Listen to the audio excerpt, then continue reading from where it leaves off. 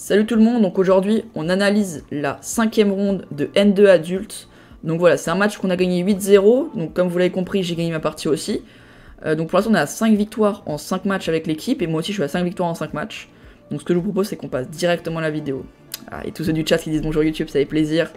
D'ailleurs n'hésitez pas à venir sur Twitch, 2 lives par semaine, vendredi soir et soit samedi soir, soit dimanche soir. Ça dépend des semaines. Voilà. Allez on passe à la vidéo. Ok, alors donc vous voyez que l'équipe a gagné 8-0, donc il y avait 3 forfaits en face. Donc j'ai joué E4 comme vous le voyez, donc j'ai joué un 1800-06. Bon, je m'étais un peu regardé qui était en face. Je pensais que ça allait être un 1900, mais comme ils avaient 3 forfaits, ça allait sûrement décaler. Parce que de base, je devais plus jouer, je crois qu'il s'appelait Flour Pierre. Il était 1920, 1930, quelque chose comme ça. Et c'était, ok, je me suis dit, ok, on va prendre full elo. Mais là, ok, 1800, bon, ça me rapporte quand même 10 elo, c'est déjà ça. Et donc voilà, tout le monde a gagné. Donc tac, ok, donc je joue E4, et donc là il me joue C5. Donc ok, donc j'ai pas dit mais ok, E4, on reste sur les basiques, E4, C5. Donc ici ok, cavalier F3, franchement, il y a vraiment, sur toutes les ouvertures je joue pas mal de trucs différents. Mais sur la sicilienne, mon deuxième coup c'est tout le temps cavalier F3. De temps en temps je joue B4, c'est assez intéressant contre les plus petits Elo. Cette variante là, où on sacrifie un pion pour avoir de l'activité, mais ok. Donc ici on joue cavalier F3. Donc cavalier F3, et ici il me joue G6. Donc ici G6, je savais pas trop quoi jouer parce que je regarde quand même énormément les ouvertures. Je connais énormément de trucs en ouverture, mais G6, j'ai jamais vraiment trop regardé. Donc ici je me suis dit, ok, qu'est-ce qu'on joue? Est-ce qu'on rentre plutôt dans une Kia, avec D3, cavalier D2, G3, fou G2, petit roc? Est-ce qu'on joue plutôt une genre de sicilienne un peu ouverte, avec D4, puis on prend cavalier prend, et après cavalier C3 et on balance F4, etc. Ou est-ce que on joue d'abord G3 pour potentiellement plus tard rentrer dans C3, D4 et prendre le centre comme ça? Je pense que j'ai joué D3 dans cette partie, mais je pense que prochaine fois je jouerai sûrement un truc avec G3. Ça me permettrait d'avoir ce genre de position. Et moi ça m'intéresse, ce genre de position. Petit roc, D6. Non, ok, j'ai laissé le pion en l'air.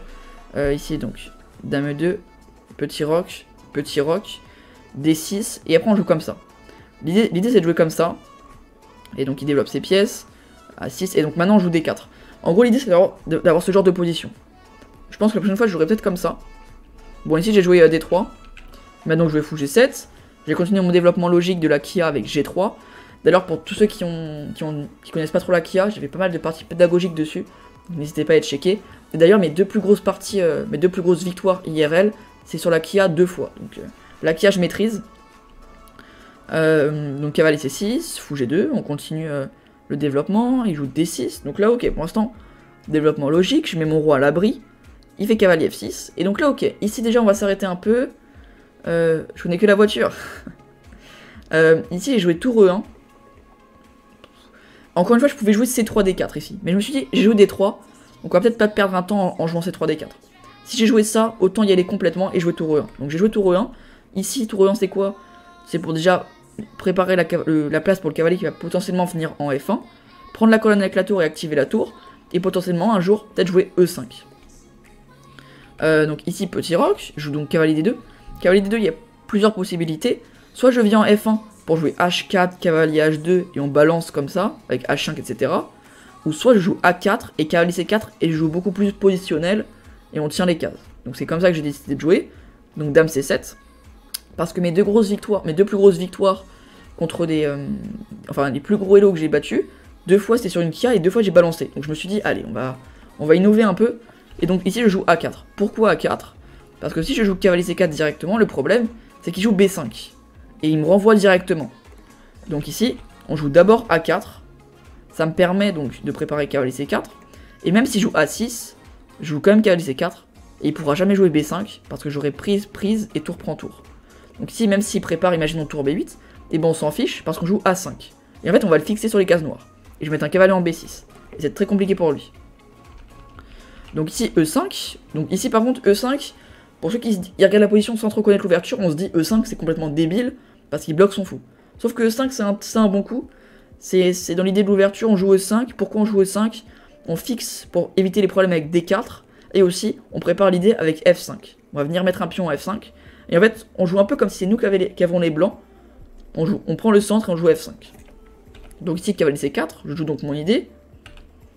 Il joue donc cavalier G4. Cavalier G4, ok, je sais pas trop si c'est un bon coup ou pas. Moi, je m'attendais plus à fou E6 ici, honnêtement.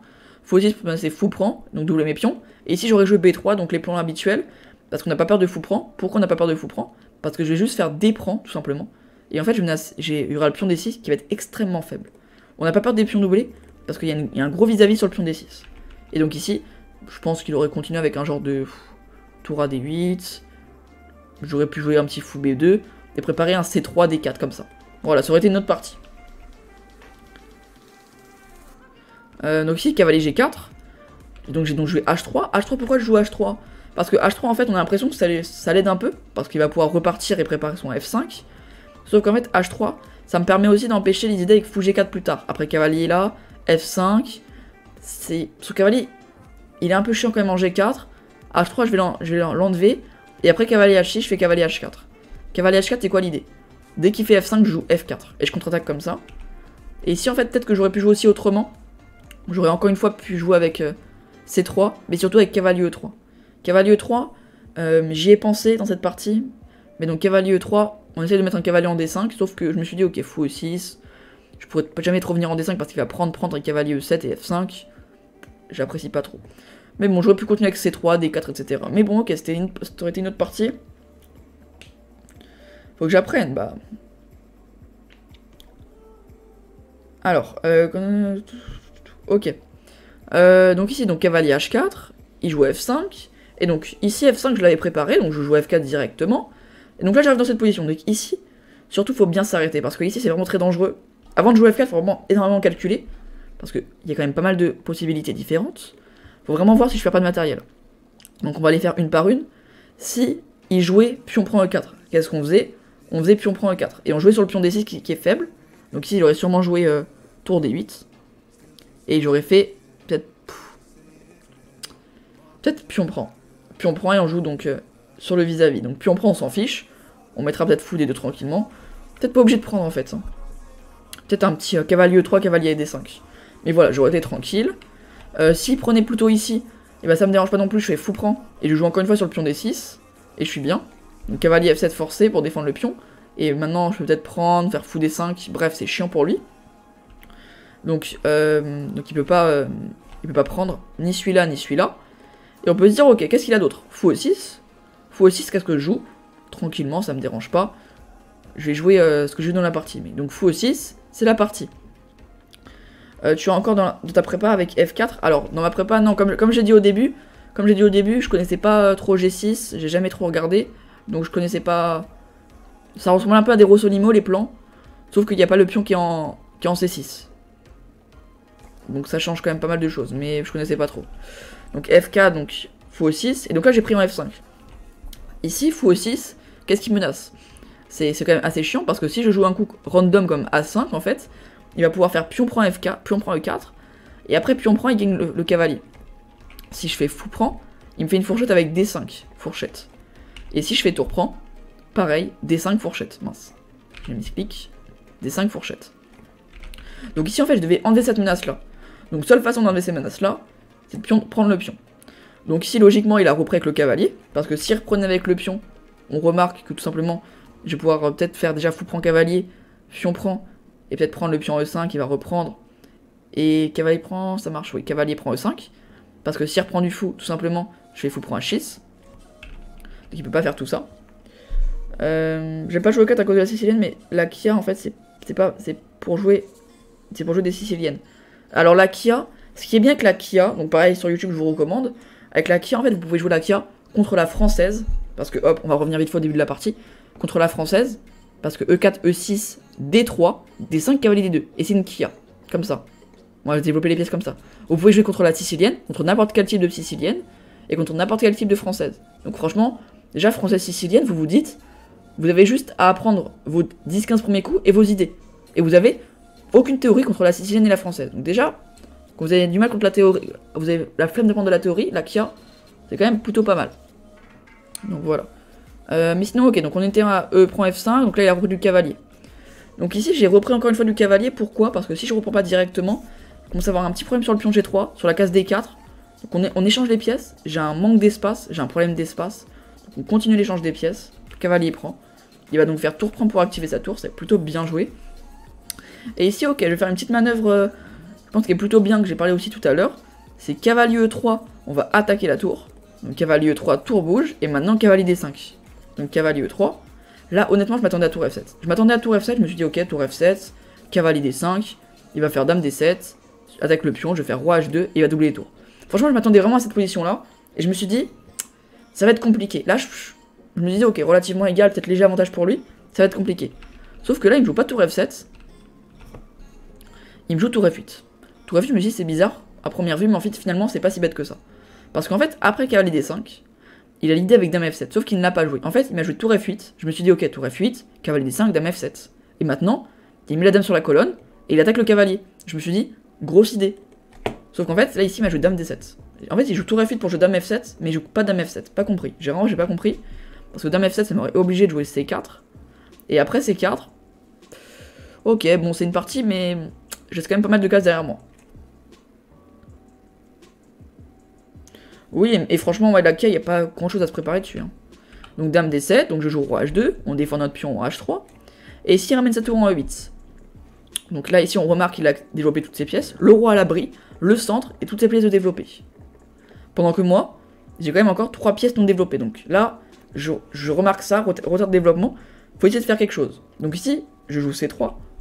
On commence par enlever les menaces. Cavalier D4, cavalier B4. J'enlève les cases du cavalier. J'enlève la diagonale du fou. Ces 3 coups importants. Et ici, donc maintenant, il a plus trop d'idées. Il peut plus trop avancer parce que dès qu'il prend ici, je fais fou prend et il commence à se créer des faiblesses. Il peut pas pousser. Il peut jamais venir jouer C4. Donc, seule idée, jouer cavalier E7 pour échanger cette pièce, ce cavalier qui gêne. Donc ici, je vais prendre. Pas trop de choix, hein, parce que si je joue C4 maintenant, il va juste faire fou prend, pion prend. Et je me crée des faiblesses. Donc ici, je joue cavalier prend, il fait tour prend. Donc tour prend, coup logique. Tour prend, on met la tour là pour soit doubler ici, soit doubler ici. Donc c'est plutôt bien. Donc tour prend. Et ici j'étais plutôt content de ma position. Ici, je me suis dit, franchement, je pensais vraiment que j'étais mieux. Bon, l'ordi me disait finalement que c'était égal. Mais en fait, après pion prend E5. Donc pion prend E5 n'est pas bon à cause des 2 pions qui vont être faibles ici. Donc ici, il fait fou prend E5, logiquement. Et ici, maintenant, je joue D4. Et en fait, je me dis, D4, qui oblige donc prise et fou G7. Je me dis, franchement, mes 2 fous vont être monstrueux. Lui, ces 2 fous vont servir à rien. J'ai un clouage ici, un pion D6 qui va être faible après fou F4. Je pensais vraiment que j'étais mieux. Sauf qu'on remarque, donc ici fou F4 n'est pas bon, donc je l'ai pas joué. Parce que tout simplement ici, il peut déjà jouer peut-être un H6 pour venir m'embêter avec G5. Et même si je fais H4, il s'en fiche, hein, il peut jouer déjà tour F8, doubler, jouer D5, fou F5, fou E4, un truc comme ça. C'est pour ça qu'ici je joue fou G5, pour venir l'embêter avec sa tour. Donc il fait tour E8, comme ça il peut plus doubler ses tours. Il peut plus de faire tour F7 ou de tour E8 pour doubler. Donc ça déjà ça m'arrange. Et maintenant je joue dame D2. Dame D2 peut-être... En fait l'ordi dit que c'est le meilleur coup. Mais dame D2 ça m'a permis d'avoir des positions beaucoup trop plates. Et donc ils m'ont pas aidé à avancer. Dame D2 ici... Ça m'a pas trop aidé. Ici je pense que... On va peut-être jouer D5 en fait. D5... Donc j'attaque le fou, donc fou F5. Et maintenant dame D2. En fait ça me permet de prendre de l'espace. Parce que si je joue D5 d'abord... Enfin si je joue pardon... Si je joue dame D2 d'abord, c'est lui qui joue D5. On peut se dire, ok, il enferme son fou, il enferme ses 2 fous. Sauf que maintenant, j'ai plus trop d'idées. Ici, j'ai joué fou F4, pour venir mettre mon fou en E5, mais lui aussi, il fait fou F5. Et quand je fais fou E5, il fait fou E4. Et en fait, là, on remarque que c'est des positions complètement symétriques, quasiment. Pion-pion. Bon, ici, pas la même structure, mais c'est à peu près la même chose. Et puis, pareil ici. On remarque qu'il y a les 2 fous en G7, les 2 fous en E5. Une tour sur la colonne, une tour sur la colonne, une dame ici, une dame ici. Il n'y a que cette tour qui est mieux placée que la mienne. Donc peut-être léger avantage pour lui, parce qu'il a une tour qui est sur une colonne, pendant que moi il est inactive. Donc peut-être vraiment si on doit mettre un léger avantage pour quelqu'un, c'est peut-être pour lui. Donc là je prends le fou, pas trop le choix, hein, parce que qu'est-ce que vous voulez que je joue d'autre? Là il menace déjà potentiellement fou prend de gagner un pion. Donc si je prends, il fait roi prend, et je fais fou prend E4. Parce que ici c'est son fou qui est fort, moi mon fou il est pas fort. Donc fou prend E4, on vient enlever sa pièce qui est forte. Il vient donc faire tour prend, je reprends, il fait pion prend. Ici quand je rentre là-dedans, je me dis... Aïe aïe aïe, compliqué à venir gagner cette position.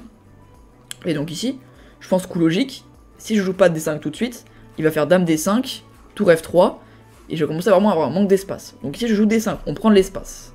Il fait donc E3 parce que lui, ça se voyait vraiment qu'il voulait faire nul après E3. E3, en gros, c'est je prends ton... Enfin, je donne mon pion pour que tu prennes le mien, quoi. Donc prise. Et là, quand t'arrives là-dedans, tu te dis comment j'ai gagné ça. Parce que j'ai quand même gagné ça. Hein. J'ai gagné cette position. Donc 2 contre 2 d'un côté, 2 contre 2 de l'autre. Roi à l'abri. Dame. En plus, c'est sa dame qui est centralisée. Compliqué. Donc là, j'ai une dernière pièce qui n'est pas active, c'est ma tour. Donc je vais la ramener au combat. Tour C1 qui menace tour C7 et tour C5. Donc ici, il va faire tour F7. Il enlève une menace. Donc qu'est-ce que je fais? Je fais l'autre. Tour C5. J'active mes pièces. Il va nous faire dame D7. En fait, il faut vraiment jouer actif. Si vous voulez gagner une finale comme ça, qui est égale, hein, qui est vraiment égale, si en face il joue bien, c'est nul, il faut vraiment activer ses pièces. Donc là, j'ai une tour pas le passer. Hop, tour C1. J'ai 2 menaces. Il en évite une, je fais l'autre. Directement, hop, j'ai un échec, je le fais. Dame C3, je place ma dame. Roi H6. Roi H6, donc bien joué. Parce que circuit en G8, qu'est-ce qui allait se passer? J'ai tour C8. Et tour F8, attention, ne marche pas. Parce que j'ai tout simplement tour C7. Dame G7 mat au prochain. La dame bouge et j'ai mat. Donc attention à pas reculer. Alors, à cette prise au début. Alors, ici, c'est vrai que j'en ai pas parlé. Mais ici, si je prenais le pion à 7, tout simplement, il pouvait juste faire dame D2. Attention, madame donc, ne veut plus revenir. Et maintenant, si je fais roi G1, il va pouvoir faire déjà dame prend B2, ramener sa tour. En fait, là, c'est vraiment moi qui joue pour faire nul. Vraiment, moi, je dois jouer extrêmement précis pour faire nul. Alors qu'avant, c'est lui qui doit jouer précis pour faire nul. Faut vraiment que j'arrive à garder mes pions. Parce que si j'échange des pions, ça va être compliqué de gagner. Le but, c'est vraiment de garder nos pions pour réussir à gagner. Donc tour C1, donc là, ok, on était là. Et là, je fais tour C4. Tour C4, très bon coup. Parce que tour C4, je menace tour H4. Donc qu'est-ce qu'il va faire? Il va faire G5. Par le mat. Encore une fois, comme vous le voyez, depuis que je suis rentré dans la finale, je joue que des menaces. Que des menaces, vraiment. Faut vraiment que je coupe son oxygène. Surtout que là, il n'y avait plus de temps. Il faut savoir que là, la cadence qu'on jouait, c'était 1h30 minutes, plus 30 secondes par coup, plus un incrément de 30 minutes au 40e coup. Donc là, on était au 33e coup. Donc je me dis, il va bientôt recevoir une demi-heure, donc il faut vraiment que j'arrive à lui mettre la pression maintenant. Maintenant qu'il a plus que 5 minutes à la pendule, c'est maintenant que je dois lui mettre la pression. Donc là, hop, tour C1, menace, il défend. Tour C5, menace, il défend. Dame C3, menace, il défend. Tour C4, menace, il défend. Dame E3, menace H4. Et là, première fois, je m'y attendais pas, il fait Dame F5 pour contre-attaquer et venir essayer de me mater. Je me dis, frérot, tu t'enflammes. Je me dis clairement, frérot, tu t'enflammes. Ça fait une demi-heure que tu veux faire nul, maintenant tu essayes de contre-attaquer. J'y crois peu. Donc là, je fais B4. En fait, ici, j'ai pas trop de coups. Parce que tour H4, il fait juste roi là. Bien sûr, il peut pas prendre parce qu'il est cloué. Donc ici, j'ai plus trop d'idées. Et toi, j'avais combien de temps? Moi, j'avais 15 minutes. J'avais 15 minutes au... Quand je reçois l'incrément, j'ai 15 minutes. Donc là, je devais avoir environ 18 minutes. Donc ça va, moi, j'étais tranquille.